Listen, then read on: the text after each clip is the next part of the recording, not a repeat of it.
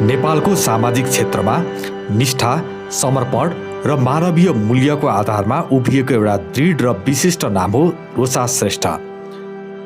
उहाँको जीवन यात्रा कुनै पद, अवसर वा सुविधा खोजेर सुरु भएको होइन। यो यात्रा सुरु भएको हो जिम्मेवारी, कठिनाई र समाजप्रतिको संवेदनशीलताबाट। 13 वर्षको सानै उमेरमा गाउँका आमाहरूलाई साक्षरता कार्यक्रम मार्फत पढाएर उहाँले पहिलो पटक आफ्नो श्रमको मूल्य महसुस गर्नुभयो। 18 महिनासम्मको निरन्तर परिश्रमले उहाँलाई सिकायो जीवनमा आत्मनिर्भरता केवल विकल्प होइन, चरित्र निर्माणको आधार हो। उहाँले विक्रमसम्म 2069 सालमा पूर्वाञ्चल विश्वविद्यालयबाट पोस्ट बेसिक ब्याचलर इन नर्सिङको अध्ययन पुरा गर्नुभएको हो। उहाँको संवेदनशीलता र जिम्मेवारी बोधले उहाँलाई स्वास्थ्य क्षेत्रतर्फ डोर्यायो। पिपल्स जेनरल अस्पतालमा कार्यरत रहँदा उहाँले मानवीय पीडा, सेवा र नैतिक कर्तव्यको असल अर्थ आत्मसात गर्नुभयो। उहाँको लागि सेवा कुनै पेशागत दायित्वभन्दा पर एक गहिरो मानवीय मूल्य बन्यो। यही मूल्यका साथ उहाँले चमेलिया जल विद्युत परियोजनामा कार्यरत कर्मचारीहरूलाई सम्पूर्ण स्वास्थ्य सेवा उपलब्ध गराउनुका साथै उक्त परियोजना क्षेत्रका गाउँघरका सबैलाई स्वास्थ्य सेवा, परामर्श लगायतका धेरै सहयोग प्रदान गर्नुभयो। साथै अनुशासन, व्यवस्थापन क्षमता र नेतृत्व कौशलको उदाहरण प्रस्तुत गर्नुभयो। उहाँले चुनौतीहरूलाई अवसरमा बदल्ने शान्त, परिपक्व, परिणाममुखी शैली देखाउनुभयो। समाज र विकासप्रतिको बुझाइसँगै उहाँले इन्जिनियरिङ कन्सल्टेन्सी समेत स्थापना गर्नुभयो। अध्यक्षको रूपमा उहाँको नेतृत्वमा प्राविधिक, सामाजिक र पूर्वाधार विकासका योजनाहरू गुणस्तरीय, पारदर्शिता र उत्तरदायित्वका आधारमा अघि बढे। यसै बीचमा देशका ज्येष्ठ नागरिक असहाय तथा बेसहारा नागरिकको अवस्थाले उहाँको मनलाई अत्यन्त छोयो। त्यही पीडाबाट जन्मियो हार्मोनी केयर होम।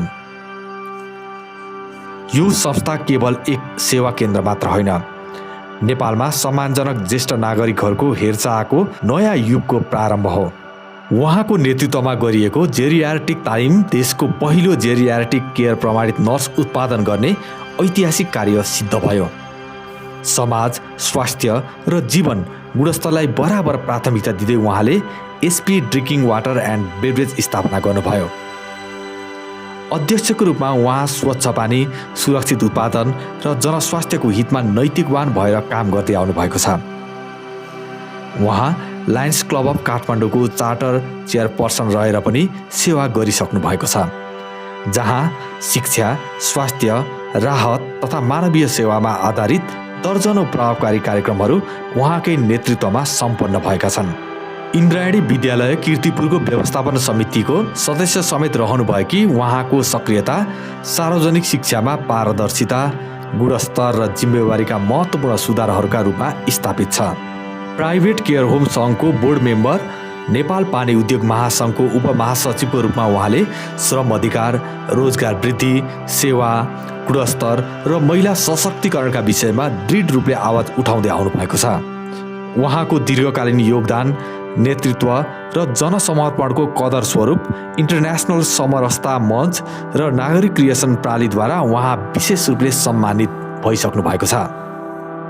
यो सम्मान केवल उहाँको लागि होइन, उहाँले छोएका हजारौं जीवनहरूको मान्यता हो।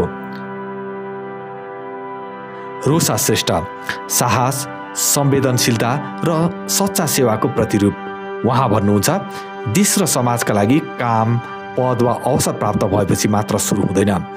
मन शुद्ध भए, उद्देश्य स्पष्ट भए हाम्रो प्रत्येक कदम परिवर्तनको आधार बन्न सक्छ। रोसा श्रेष्ठ एक दृष्टि, एक प्रतिबद्धता र समाजका लागि उज्यालो बनेर उभिएको नाम।